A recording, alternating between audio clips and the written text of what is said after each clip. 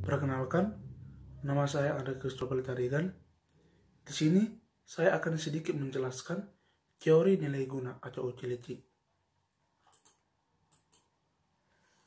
Teori tingkah laku konsumen dapat dibedakan dalam dua macam pendekatan.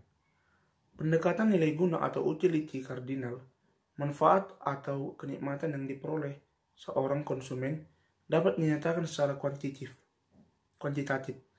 Pendekatan nilai guna ordinal, manfaat atau kenikmatan yang diperoleh masyarakat dari mengkonsumsi barang-barang yang tidak dikuantifikasikan.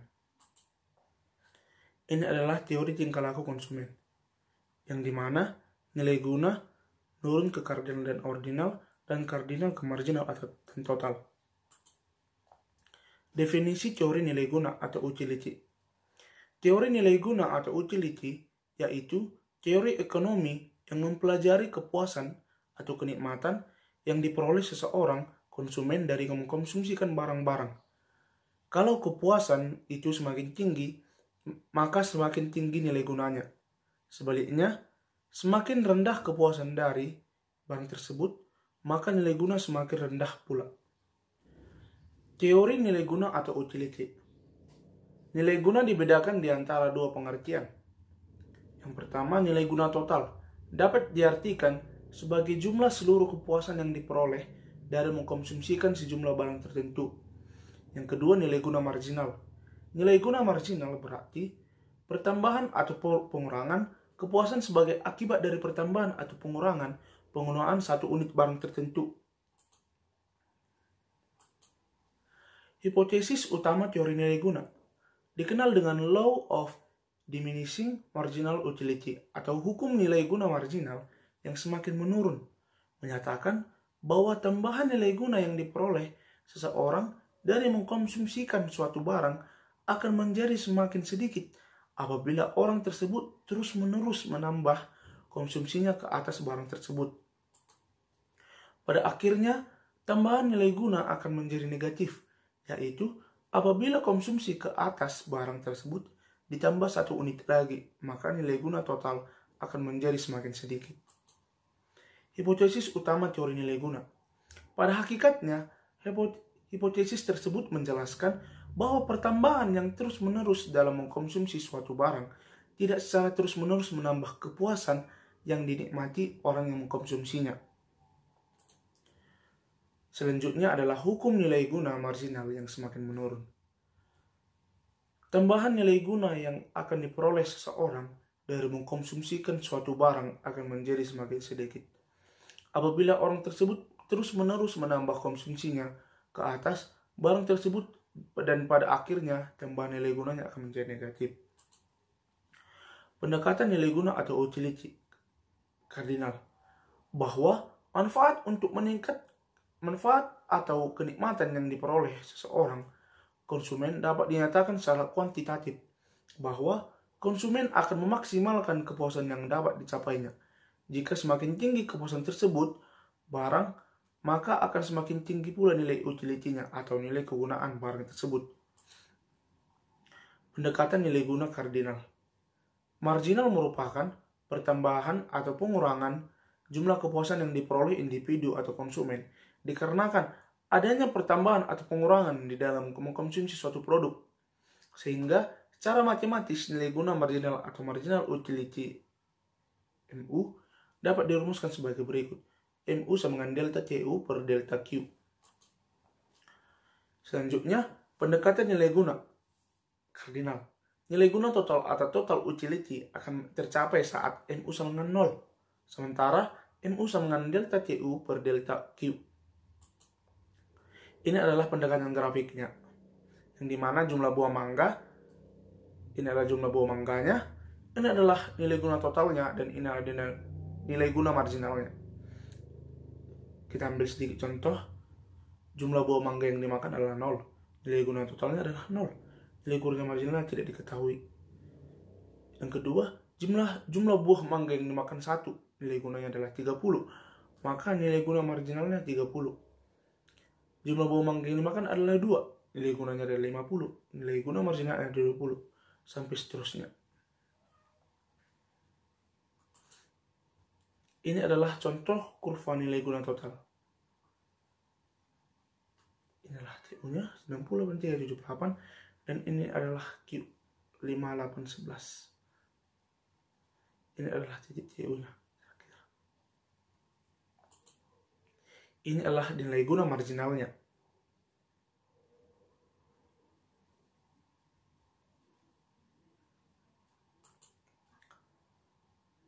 Selanjutnya, diketahui TU sama dengan 7Q pangkat 2 dikurang Q pangkat 3. Hitunglah. Inilah menghitung maksimal nilai guna. 1. Berapa unit jumlah produk untuk mencapai nilai guna total? 2. Berapa jumlah nilai guna total tersebut? 3. Gunakan analisis tersebut dengan menggunakan pendekatan tabel dan menggunakan pendekatan kalkulus. Ini adalah pendekatan nilai guna kardinal, maksimal nilai guna, pendekatan tabel dari persamaan yang tadi. TU sama dengan 7Q pangkat 2 dikurang Q pangkat 3. Ini adalah X-nya 0, 1, 2, 3, 4, 5, 6, 7, 8, 9, 10. Ini adalah TU-nya 0, 6, 20, 36, 48, 50, 36, 0, minus 64, minus 162, minus 300. Ini adalah MU-nya 0, 11, 16, 15, 8, minus 5, minus 24, minus 49, minus 80, minus 117, minus 160. Selanjutnya, pendekatan nilai guna kardinal, maksimal nilai gunanya, ya kan? Ini adalah pendekatan matematis. TU maksimum akan terjadi jika MU atau Q-nya sama dengan 0. Maka 14Q dikurang 3Q pangkat 2 sama dengan 0. 14 dikurang 3 di 3Q. Minus 3Q sama dengan minus 14 kali Q. Sama dengan 4,67. Q sama dengan 5 unit pembulatannya. Inilah pembulatannya. Karena 4,67 dibulatkan ke atas menjadi 5 unit. Q-nya adalah 5. Maka TU sama dengan 7Q pangkat 2 dikurang Q pangkat 3. TU sama dengan 7 dikali 5 pangkat 2 dikurang 5 pangkat 3. TU sama dengan 7 dikali 25 dikurang 125. TU sama dengan 175 dikurang 122. Maka hasilnya adalah TU sama dengan 50. Cara memaksimumkan nilai guna. Kerumitan yang ditimbulkan untuk menentukan susunan atau komposisi dan jumlah barang yang akan mewujudkan nilai guna yang maksimum bersumber dari perbedaan harga-harga berbagai barang. Kalau harga barang adalah persamaan, nilai guna akan mencapai tingkat yang maksimum apabila nilai guna marginal dari setiap barang adalah sama besarnya. Selanjutnya adalah syarat pemaksimuman nilai guna. Dalam keadaan di mana harga-harga berbagai macam barang adalah berbeda, syarat yang harus dipenuhi agar barang-barang yang dikonsumsikan akan memberikan nilai guna yang maksimum adalah setiap rupiah yang dikeluarkan untuk membeli unit tambahan, berbagai jenis barang akan memberikan nilai guna marginal yang sama besarnya. Permasalahan yang timbul dari kondisi di atas adalah seberapa besar komposisi jumlah barang yang akan dapat memaksimalkan nilai gunanya. Nilai guna akan mencapai tingkat maksimal pada saat nilai guna marginal pada setiap produk adalah sama. Berdasarkan pada penjelasan tersebut, maka secara matematis maksimasi nilai guna adalah sebagai berikut. MU produk A per PA sama dengan MU produk B per PB. Selanjutnya, teori nilai guna dan teori permintaan. Dengan menggunakan teori nilai guna, dapat diterangkan sebabnya. Kurva permintaan bersifat menurun dari kiri atas ke kanan bawah, yang menggambarkan bahwa semakin rendah harga suatu barang, semakin banyak permintaan ke atas. Ada dua faktor yang menyebabkan permintaan ke atas suatu barang berubah. Apabila harga barang itu mengalami perubahan, efek pergantian dan efek pendapatan. Inilah efek penggantian. Perubahan harga suatu barang mengubah nilai guna marginal per rupiah dari barang yang mengalami perubahan harga tersebut. Kalau harga mengalami kenaikan, nilai guna marginal per rupiah yang diwujudkan oleh barang tersebut menjadi semakin rendah. Ini adalah efek pendapatannya yang dimana kalau pendapatan tidak mengalami perubahan, maka kenaikan harga menyebabkan pendapatan real menjadi semakin sedikit. Dengan perkataan lain, kemampuan pendapatan yang diterima untuk membeli barang-barang menjadi bertambah kecil dari sebelumnya. Maka, kenaikan harga menyebabkan konsumen mengurangi jumlah berbagai barang yang dibelinya, termasuk barang yang mengalami kenaikan harga. Penurunan harga suatu barang menyebabkan pendapatan real bertambah. Dari ini akan mendorong konsumen menambah jumlah barang yang dibelinya. Mewujudkan kurva permintaan. Andaikan seseorang konsumen hanya membeli 2 jenis barang, yaitu makanan M dan pakaian K. Andaikan apabila ia menggunakan 10 unit makanan, konsumen itu mencapai keseimbangan konsumen. Ini adalah grafiknya. Selanjutnya adalah paradoks nilai. Sebelum teori nilai guna dikembangkan, ahli-ahli ekonomi menghadapi kesulitan di dalam menerangkan perbedaan yang menyolok di antara harga air dan harga berlian. Air merupakan barang yang sangat berharga kepada manusia, tetapi harganya sangat murah.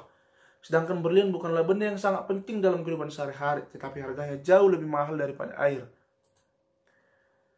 Teori nilai guna dapat pula menerangkan tentang wujud kelebihan dan kepuasan yang dinikmati oleh para konsumen. Kelebihan kepuasan ini dalam analisis ekonomi dikenal sebagai surplus konsumen. Surplus konsumen pada hakikatnya berarti perbedaan di antara kepuasan yang diperoleh seorang di dalam mengkonsumsikan sejumlah barang dengan pembayaran yang harus dibuat untuk memperoleh barang tersebut. Kepuasan yang diperoleh selalu lebih besar daripada pembayaran yang dibuat. Ini adalah contoh surplus konsumen. Surplus konsumen wujud sebagai akibat dari nilai guna marginal yang semakin sedikit. Uraian sebelum ini telah menunjukkan bahwa harga barang berkaitan rapat dengan nilai guna marginalnya. Contoh angkanya, seorang konsumen pergi ke pasar membeli mangga dan bertekad membeli satu buah yang cukup besar apabila harganya Rp1.500. Sesampainya di pasar, ia mendapati bahwa mangga yang diinginkannya hanya berharga Rp1.000. Jadi, ia dapat memperoleh mangga yang diinginkannya dengan harga Rp500 lebih murah daripada harga yang bersedia dibayarkannya. Nilai Rp500 ini dinamakan dengan surplus konsumen. Ini adalah contohnya yang di mana mangga 1, mangga 2, mangga 3, mangga 4, 5, 6, 7, 8. Ini adalah harganya. Keterangannya, yang pertama, jumlah konsumsi mangga setiap minggu. Ini adalah jumlah konsumsi mangga setiap minggu. Yang kedua, harga yang bersedia dibayar konsumen. Ini adalah setiap harga yang bersedia dibayar konsumen untuk setiap membeli mangga. Yang ketiga, surplus konsumen jika harga mangga Rp700.000 per buah. Yang keempat, jumlah surplus konsumen. Inilah jumlah surplus konsumennya. Sekian penjelasan dari saya. Jika ada salah kata, mohon dimaafkan. Terima kasih.